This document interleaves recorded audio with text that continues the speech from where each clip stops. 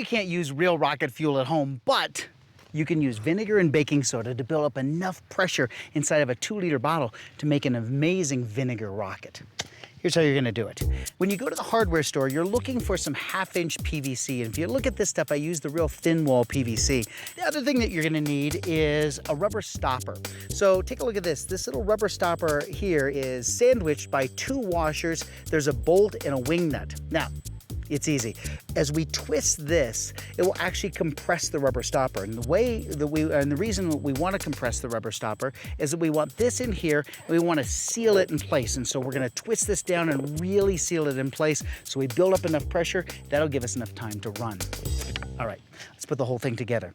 I built the rocket like this, so you'll notice that the bottom of the 2-liter bottle looks like this. And I simply cut off another 2-liter bottle and taped it onto the top here, so it's kind of aerodynamic and it looks cool. All right, here's what you're gonna wanna do. Take your piece of PVC, and I've made a small little funnel here to be able to pour in the baking soda. So the stopper goes in like this, really, really, really tight. And now the little cone is here. We're just gonna put enough baking soda inside to be able to fill it up, fill up the tube. All right, the next thing is we're gonna need to fill the bottle with some vinegar. And so let's use a couple cups of vinegar. Perfect.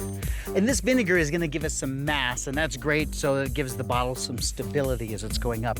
And it's a good time for my safety glasses as well. Okay, so baking soda in here, vinegar in here. This is what's so clever about this, is that we can tip it without the baking soda coming out, and then twist this in place, and now turn the whole thing upside down. Got it?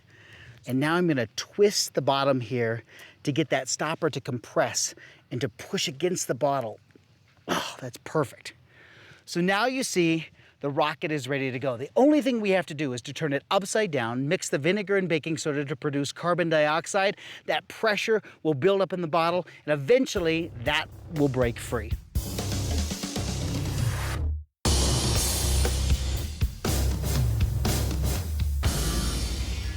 Perfect!